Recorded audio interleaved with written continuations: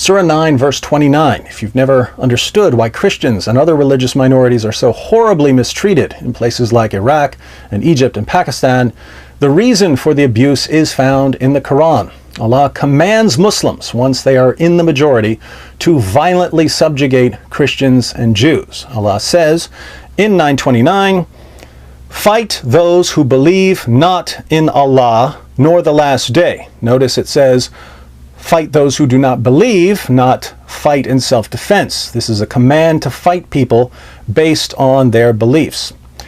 Fight those who believe not in Allah nor the last day, nor hold that forbidden which hath been forbidden by Allah and His Messenger, nor acknowledge the religion of truth, from among the people of the book. People of the book are Jews and Christians, until they pay the jizya with willing submission and feel themselves subdued.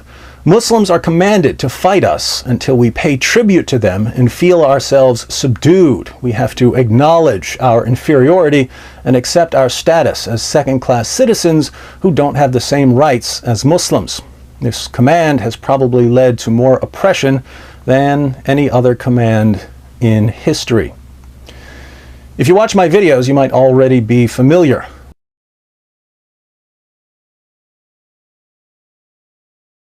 And many of the critics of Islam, they quote the famous verse of the Quran of Surah Tawbah chapter 9 verse number 5, which says, wherever you find a kafir, you kill him.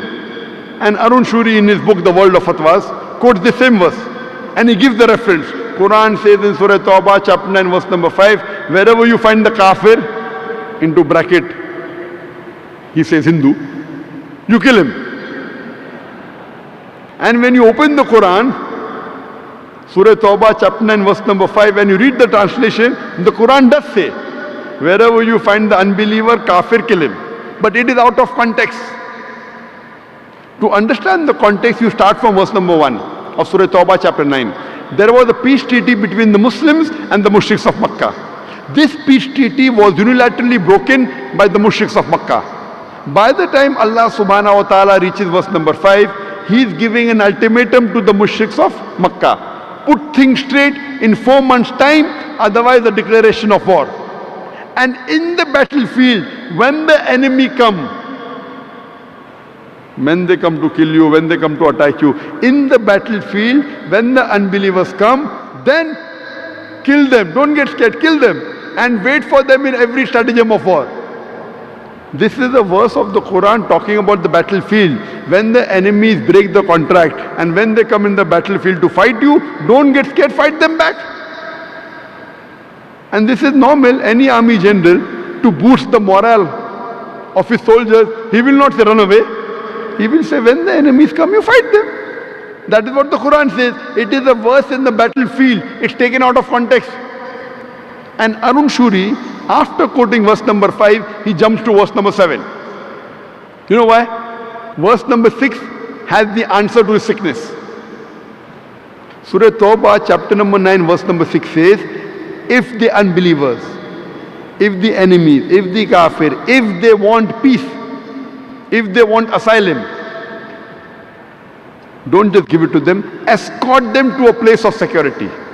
If the enemy, if the unbelievers, if they want asylum, if they want peace, don't just give it to them, escort them to a place of security so that they may hear the word of Allah. Today, which army general will say this? Maximum we will tell the soldiers, if the enemy want peace, let them go. Here Quran said, don't let them go, escort them to a place of security.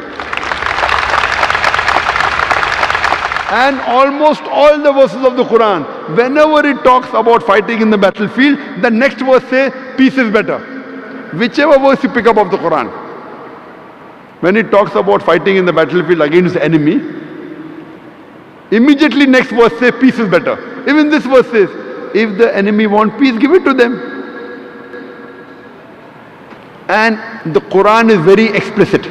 The verse which was recited by the Qari in the beginning of the program, Surah Ma'idah chapter 5 verse number 32 says that if anyone kills any other human being, unless it be for murder or for spreading corruption in the land, it is as though he has killed the whole of humanity. And if anyone saves any human being, it is as though he has saved the whole nation. Here the Quran says, if any human being kills any other human being, whether Muslim or non-Muslim, any human being kills any other human being, whether Muslim or non-Muslim, unless it be for corruption, for spreading corruption, or for murder, it is as though he has killed the whole of humanity.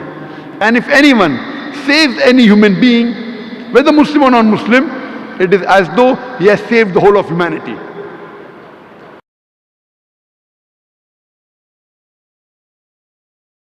Verses, but I would encourage you to pass this video on to your friends. Islam's most powerful asset in the West, with the possible exception of political correctness, is ignorance. If people don't know anything about Islam, Muslim preachers, along with groups like CARE and ISNA, can say pretty much whatever they want to say about Islam and no one